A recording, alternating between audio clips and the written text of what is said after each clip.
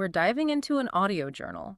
Like, imagine a cosmic voicemail from this being who claims that he accidentally caused it all. Yeah, we're analyzing these audio logs from this being named Gorth, and he casually mentions that his friends call him God, which is, I mean, that's a pretty bold statement right out of the gate. So our job here is to really break down this information, look at these claims, and just see what we can make of it all. Yeah, so Gorth, he isn't just hanging out on some cloud playing harp. He says that he exists in a completely separate pocket universe called Hexian Ventress, or Heaven, as he puts it. His description of this pocket universe is really interesting. He compares it to a lost sock in a washing machine drain. It still exists, it's still aware, but it's no longer part of the main reality. And here's where it gets even more wild. Gorth says that the beings in this pocket universe exist as pure consciousness, no physical bodies, just energy. Okay, pure consciousness. That's a whole other level of existence. So let's hear it. So what you guys consider your parents' mind are not the same. You know? Like I'm a being of consciousness. I'm not a physical human being. We exist, but we're created when two consciousnesses, aka my parents, create this emotional connection, almost a frequency that's unique, and it generates a new consciousness such as me. Okay, so a being of consciousness, not a physical human being. I mean, Yeah, a lot to unpack there. where do we even begin with that? Well, I think the first thing is the distinction, right? Okay. He's not like us. He's not physical. He's a being of consciousness, which kind of So implies... you don't need a body to be conscious. Exactly. That consciousness can exist without a physical form. Okay, and then there's the whole parents thing. Right. The creation. Yeah, he talks about this emotional connection between them, like a Gorth frequency. even says he's a teenager. Yeah, that's what really stuck out to me, 16 that in their frequency tiny units, thing, which they Right, call it makes gen. it sound almost scientific. Right, like some kind of energy signature. But could it be metaphorical? You know, like just describing a really strong bond. That's the question, isn't it? Is he talking about something we could measure, or is it more symbolic? Right. Like think about when you connect with someone really deeply. Yeah, you're on the same wavelength. Totally. Oh, It's like your minds are merging. maybe that's what he's getting at. It makes you think about all the ways we study consciousness now. You know, Absolutely. neuroscientists mapping the brain, philosophers debating, what it even is. This actually reminds me of something. Oh, yeah. What's that? Have you heard of panpsychism? Oh, yeah, panpsychism. Now, that's an interesting one. I feel like I've heard of it, but I don't really get it. So basically, it says that consciousness isn't limited to living things. Oh, okay. It's everywhere, like a fundamental part of the universe. Even like rocks and stuff. Yeah, even inanimate objects. Now, it's not like rocks are thinking the same way we do. Right. It's probably a very different kind of consciousness. Okay, that makes more sense. Maybe his parents figured out how to harness it somehow and create a new being. Whoa. Right. It's mind-blowing. Okay, but let's say for a second, just for argument's sake, that he's telling the truth. All right, let's play devil's advocate. What does that mean? Does it change everything? It would definitely shake things up a bit. Right. If consciousness doesn't need a body and can even be created, through some kind of emotional energy, it changes how we think about ourselves, about who we are and where we came from. And maybe even life itself, right? Exactly. Yeah. It suggests there could be this whole realm of non-physical beings out there. Interacting with our world. And we'd have no idea. It's kind of freaky when you think about it. Yeah, a little unsettling, but also incredibly It fascinating. really makes you question everything you thought you knew. He goes to a consciousness academy. It's like something straight out of science fiction. It definitely challenges our understanding of reality. Yeah. But if you think about it, even in our world, our thoughts, which are non-physical, they can trigger actions. So if consciousness is energy, and energy can't be created or destroyed, could that energy have the potential to influence events on a massive scale? That's what Gorth is suggesting. So, and here's where the story takes a turn. Gorth describes a lab accident. He's working on this project, and he bumps his table, chemicals mix, and boom, a massive explosion, a crash bang, as he calls it. Wow. And in that moment, Gorth claims that his subconscious was pulled into this implosion, like a reverse explosion. Yeah. And he witnessed the birth of our universe. It's an incredible concept. But could our subconscious minds have power we don't even understand? A power that could actually shape reality? I mean, it's wild to think that something as significant as the Big Bang could come from something as simple as, a teenager bumping a table. But that's what makes this so fascinating. It makes us question everything we thought we knew. I mean, if a being of pure consciousness can create a universe, what does that say about the potential power of our own minds? It's a question worth considering. I mean, we know so little about consciousness and its capabilities. What if, at some fundamental level, our thoughts and intentions have a power to influence the physical world in ways we haven't even begun to explore? Gorth's story opens up a whole new realm of possibilities. Yeah, and so Gorth creates this universe, but then what? He describes struggling to interact with our reality, being bound by the laws of his pocket universe. Hmm. This is where the concept of multiple universes, or the multiverse, Right. comes into play. Um, Theoretical physicists have been exploring the possibility of other universes existing alongside ours, each with its own set of physical laws. What if Gorth's pocket universe operates under a completely different set of physical laws, making interaction with our reality incredibly challenging? Right, that's like trying to fit a square peg into a round hole. He's describing being able to project himself as a hologram and communicate through specific frequencies. It's like trying to find a faint signal between radio stations. Yeah.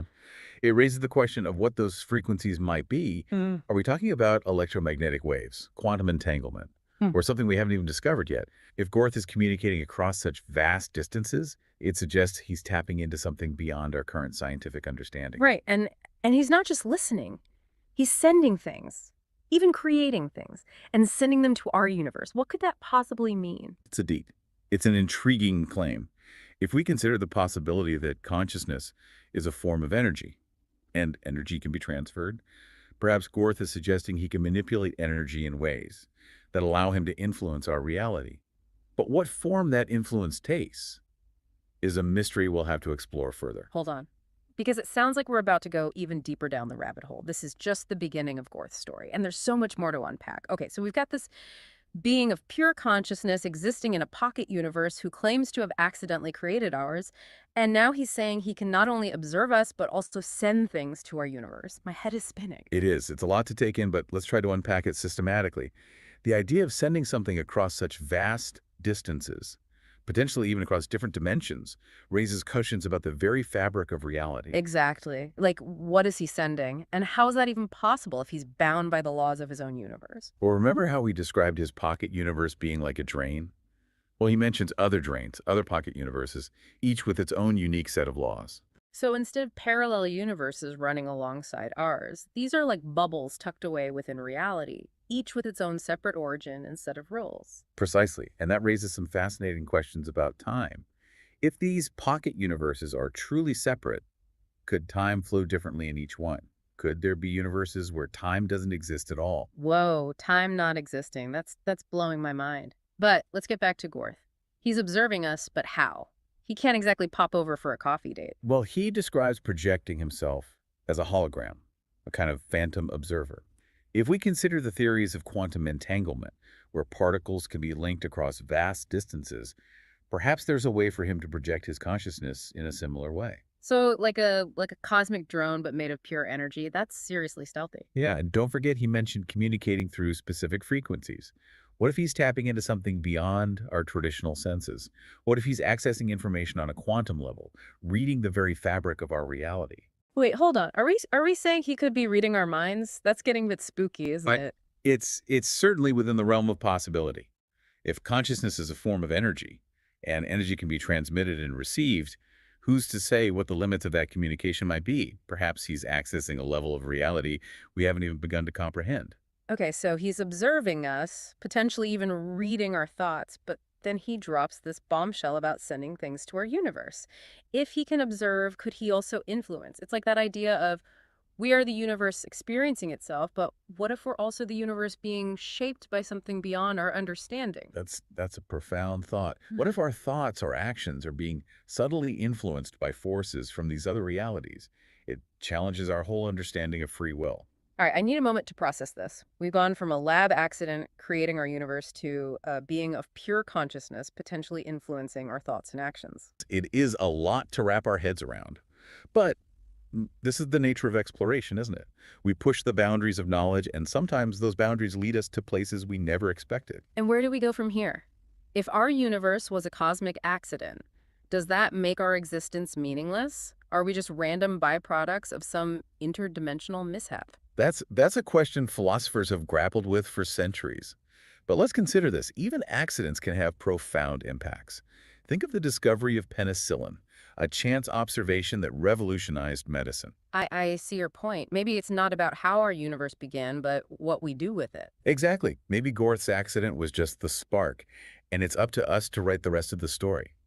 We have the power to choose, to create, to make our existence meaningful, regardless of its origins. That's actually really reassuring. It takes some of the pressure off, you know? We don't have to have all the answers. We just have to keep exploring, keep learning, keep making choices that matter. And that's where Gorth's story becomes so compelling. It challenges us to look beyond our limited perspective, to consider possibilities we never imagined, and to embrace the mystery of existence.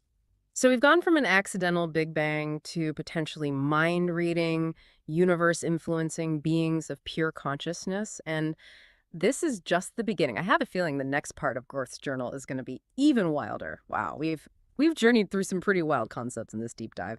Pocket universes, beings of pure consciousness, even the possibility of our thoughts being influenced by forces we just don't understand. Yeah. It's a lot to absorb. It certainly challenges our conventional worldview. We're used to thinking of ourselves as separate individuals, masters of our own destinies, but Gorth's story, it suggests a level of interconnectedness that's both exhilarating and unsettling. Yeah, it's like realizing we're part of this. Yeah. Much bigger play than we ever imagined, and we might not even know the script. So, where do we go from here? I mean, how do we make sense of all of this? Well, I think that the key takeaway from Gorth's journal is that our universe, even if born from an accident, is still filled with wonder and potential. His story doesn't diminish the significance of our lives. It simply expands the context in which we view them. Right. That's a good way to look at it. It's not about denying the possibility of a cosmic mishap, but rather about focusing on what we can control. Our choices, our actions, our contributions to the world around us. Precisely. We can choose to see this interconnectedness as a source of fear and uncertainty, or we can embrace it as an opportunity for growth and understanding. Gorth's story invites us to look beyond the limitations of our current knowledge and consider the vast possibilities that lie beyond. So instead of feeling insignificant, we should feel empowered, like we're part of something much grander, even if we don't fully grasp it yet. Exactly. And who knows, maybe that's part of the journey, to keep exploring, keep questioning, keep pushing the boundaries of what we think is possible.